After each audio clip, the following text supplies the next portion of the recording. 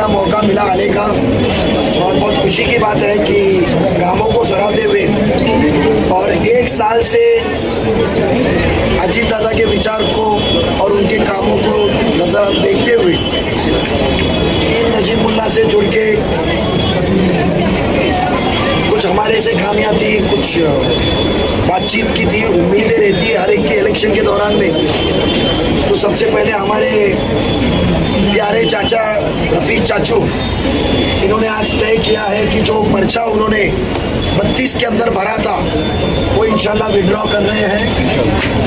उसके साथ में हमारे सीनियर राष्ट्रवादी कांग्रेस पक्ष के नेता अयाज असद साहब ने 29 से पर्चा भरा था, 26 से, वो भी वापस ले रहे हैं, बराबर, वो भी वापस से जुड़ के काम कर रहे हैं। और 2009 में जिसको मैंने टीम के अंदर लाया था, मेरा लाडला अयाज बबलू तनवर, जो नाम मेरे हमेशा बबलू तनवर करके कहता हूं मैं, कामों को देख के और 32 नंबर में बेग साहब, अश्विन मैडम, हमारे तोहिद भाई, वसीम गुड्डू और सभी साथियों को मजबूत करने के लिए अयाज ने भी ये फैसला लिया है कि अब इंशाल्लाह तिरंगा तो रहेगा, निशानी इंशाल्लाह बदल के साथ में मजबूत करेंगे और वो भी अपना भरा हुआ नामांकन जो पर्चा है इन सब उम्मीदवारों के सपोर्ट में वापस ले रहे हैं। और एक मशहूर हस्ती जो NGO चलाते हैं इमदाद फाउंडेशन के नाम से, इशरत भाई, जिन्होंने 30 नंबर में जफर नोमानी साहब के सामने पर्चा भरा था, नॉमिनेशन भरा था, वो भी पीछे लेके साथ में आ रहे हैं। कल हाल ही में डॉक्टर राशिद, MIM की स्टूडेंट्स की टीम, मेमन साहब और सभी आए हुए हैं। हमारे पास में एक बुमराह के अंदर की एक शख्सियत आसिफ रेती, हमारा आरिफ रेती, हाँ, वो भी ज्वाइन हो चुके हैं, जो एक अच्छा नौजवानों में उनका पहचान है, लोग इज्जत है उनकी, तो वो साथ में आरिफ रेती भी जुड़ चुके हैं। आसिफ भाई भी हमारे साथ हमारे को ताकत देने के लिए आज हमारे साथ शिरकत किए हैं। तो खुशी का माहौल है। मैं चाहूँगा कि आप तो राष्ट्रवादी कभी छोड़े ही नहीं थे, तो इरशाद भाई को और अयाज भाई को पार्टी चेंज करके आज इंशाल्लाह हम पहले घड़ी निकालते हैं। इरशाद भाई वेलकम।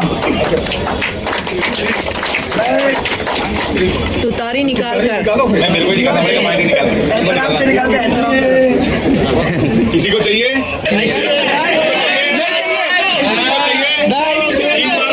तीन बार पूछा हूँ, अभी नहीं चाहिए। ऐसा भी 15 तारीख के बाद निशानी न रहने तो हमारे पार्टी के आजूद माजूदों ने इस पार्टी के रास्ते लगा दिए, तो इंशाल्लाह ताला इसको अभी हम इसके जो रास्ते लग चुके हैं, तो इसके लिए हम उसको पूरी इज्जत से लपेट के हम इसको हमारे जेब में रख रहे हैं, फेंकेंगे नहीं। इंशाल्लाह ताला इज्जत सबकी होनी चाहिए इंशाल्लाह। और अब नजीब भाई के थ्रू उनकी घड़ी इंशाल्लाह ताला घड़ी को लाएंगे,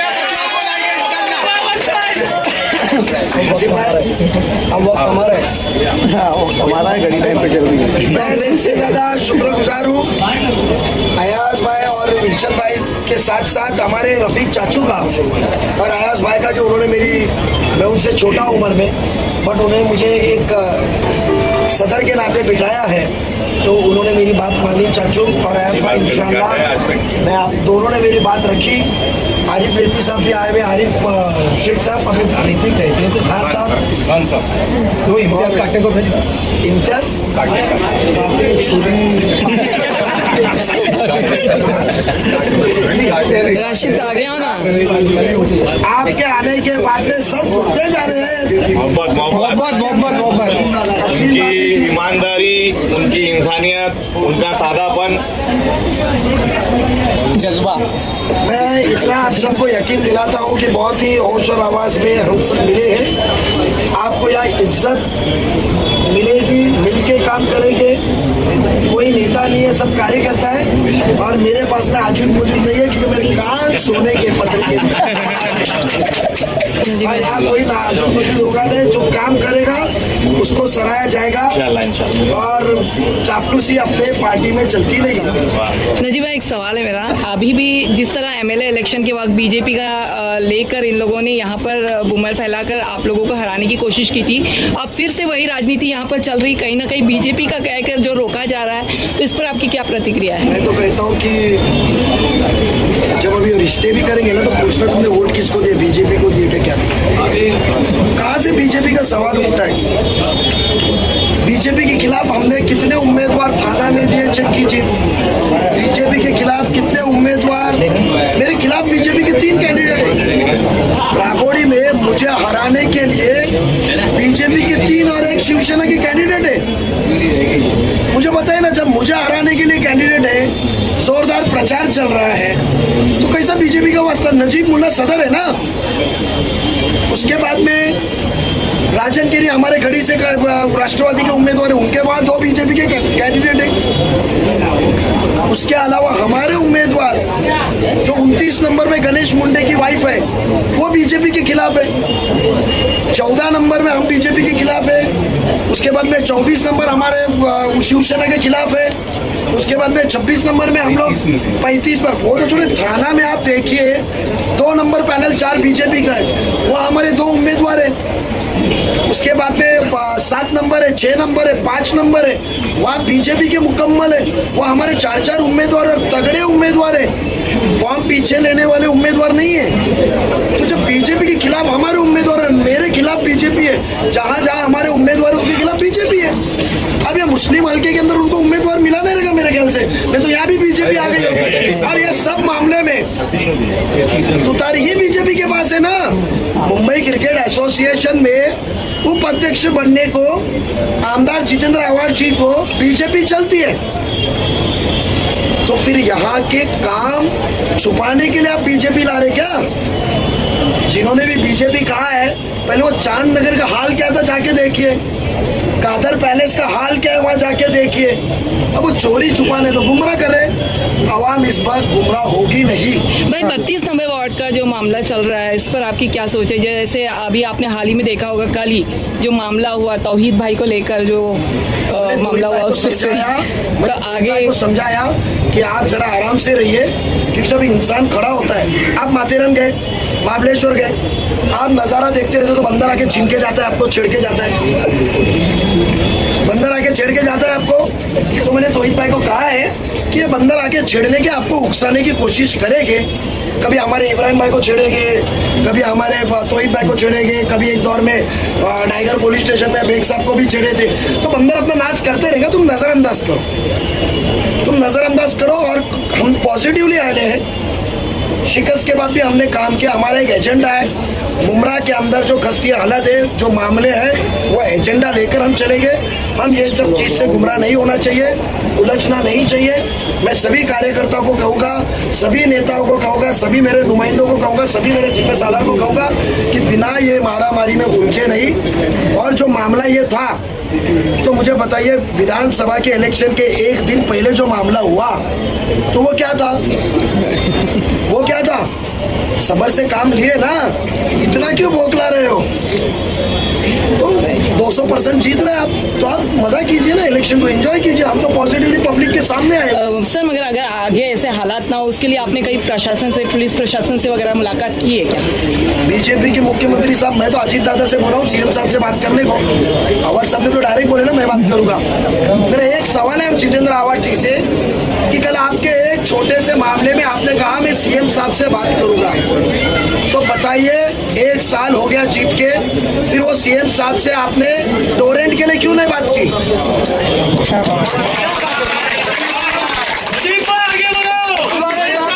मैं वो आव्हाड साहब से कहना चाहूंगा, जब ये मुसलमानों ने बीजेपी का खौफ से आपको इतने लाख वोट दिलाए, तो जब ये मुसलमानों के घर टूट रहे थे, तो जब ये आपने सीएम साहब से क्यों नहीं बात किया? आपके जब इतने छोटे से मामले, गली के मामलों पे नारेबाजी के ऊपर आप सीएम साहब से बात करने का इतना बयान कर रहे हैं, तो जितेंद्र आवाड जी ने जब खान कंपाउंड एवी के कंपाउंड में मुसलमानों के नौजवानों के गैर कानूनी थी बट रोजी थी उनकी, तो जब वो बिल्डिंगें टूट रही थी, लोगों को घर से खींच के नीचे उतारा जा रहा था, तो आपने सीएम साहब से क्यों नहीं बात किया? Good point.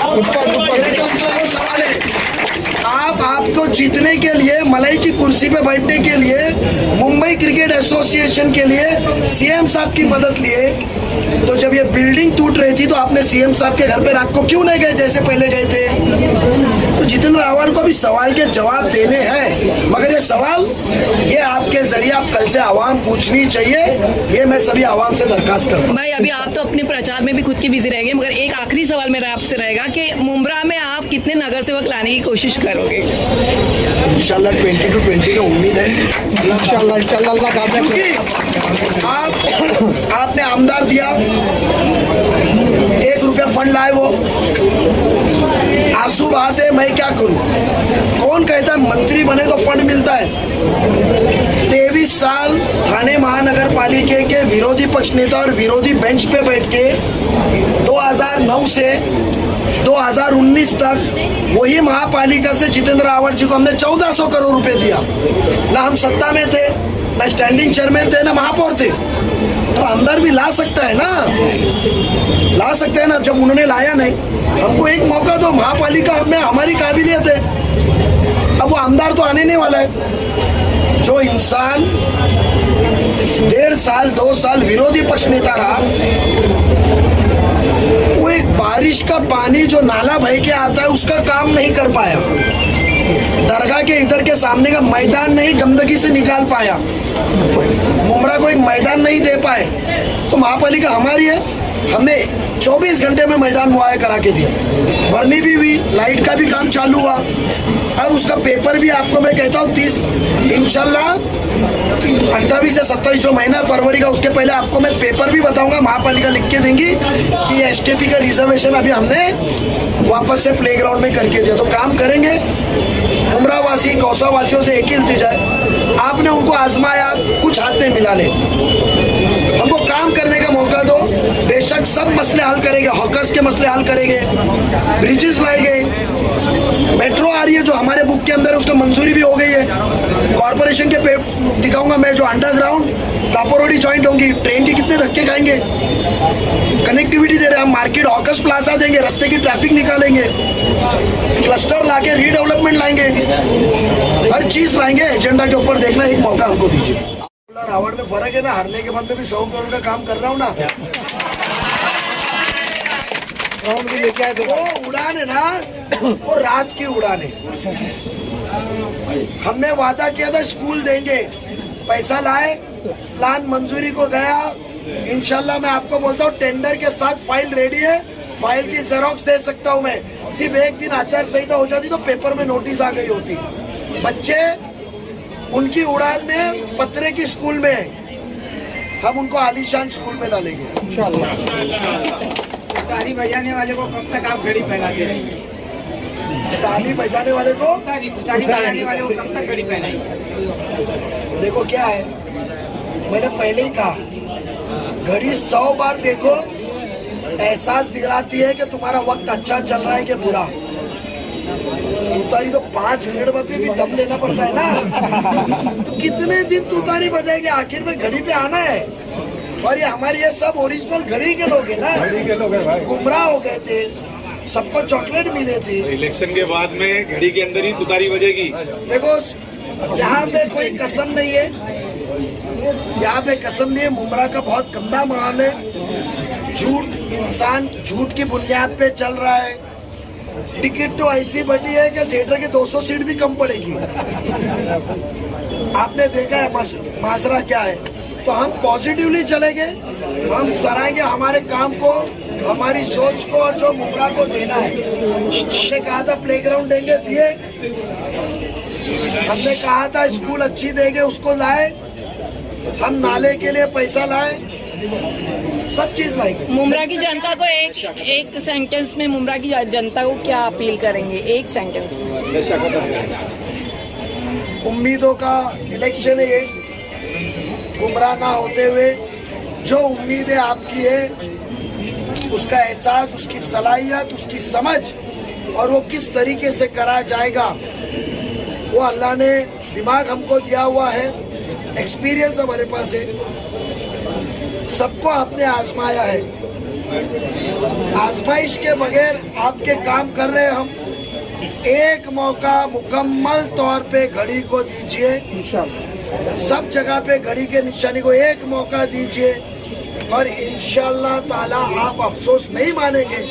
एक बार अल्लाह को नाज़िल करके दो, एक मौका दीजिए। गुमराह बदलने की ताकत भी है, सलाहियत भी है, समझ भी है और पीछे सरकार भी है। नजीब भाई, एक सवाल है मेरा, मुमरा का नागरिक होने के नाते, नशा खत्म होगा। मैं मुमरा का नागरिक होने के नाते एक सवाल है, तो छोटे छोटे बच्चे आज नशे में मुक्त है भाई, उसके लिए क्या प्लान है? क्योंकि पिछले 15 साल से कोई ध्यान नहीं दे रहा है। खेल का मैदान पहला, बेशक आप मुझे मुकम्मल 20 सीट दीजिए, इंशाल्लाह इंशाल्लाह। मैं आपको एक साल के अंदर गवर्नमेंट CSR फंडेड सबसे पहले रिहैबिलिटेशन सेंटर लाऊंगा कि नशा मुक्ति के वजह से जिसको भी घर में पता चले कि नशे का आदी है वो उसको छोड़ देता है, क्योंकि वो घर का वालिदैन उसके 8,000 15,000 रुपए महीना इखराजात उठा नहीं सकते हैं। तो हम आपको CSR फंड से, जो महापालिका का काम नहीं है बट महापालिका से प्लॉट लेकर हम नशा मुक्ति केंद्र जरूर करेंगे। हर वार्ड में हमारा एक NGO रहेगा जो सिर्फ नशा मुक्ति के ऊपर काम करेगा। राष्ट्रवादी शरद चंद्र पवार गुट छोड़कर आज आपने अजित पवार गुट में पक्ष प्रवेश किया है। देखिए, ऐसा है कि हमने हमारा 100% अपनी पार्टी को दिया।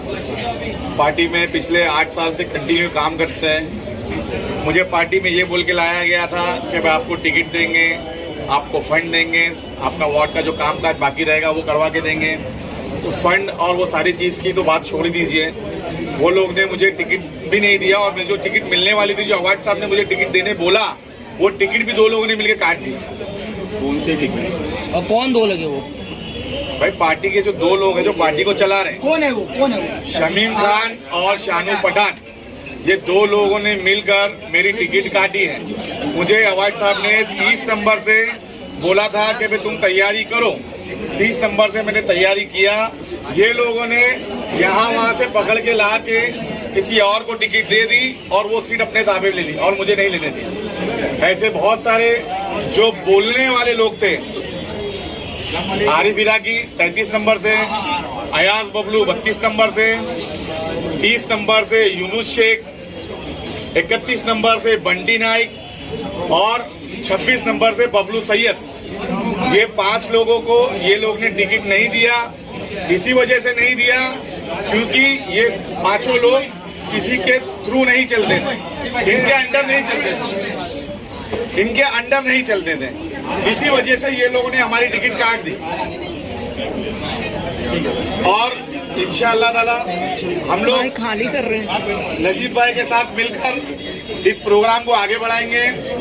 कारपोरेशन के इलेक्शन के लिए जो माहौल बनना चाहिए वो पूरा माहौल नजीब भाई ने अल्हम्दुलिल्लाह 80% बना दिया है। 20% ये 10 दिन के अंदर इंशाल्लाह बन जाएगा और मुझे पूरी उम्मीद है कि इंशाल्लाह ताला जिस तरीके से हाजुद माजुद ने तुतारी को खत्म कर दिया उसका पूरा बेनिफिट घड़ी उठाएगी और 26 number, 31 number, 30 number, 32 number, 33 number इंशाअल्लाह ताला पूरी उम्मीद से, पूरी ताकत से और अच्छे मार्जिन से जीतेंगे।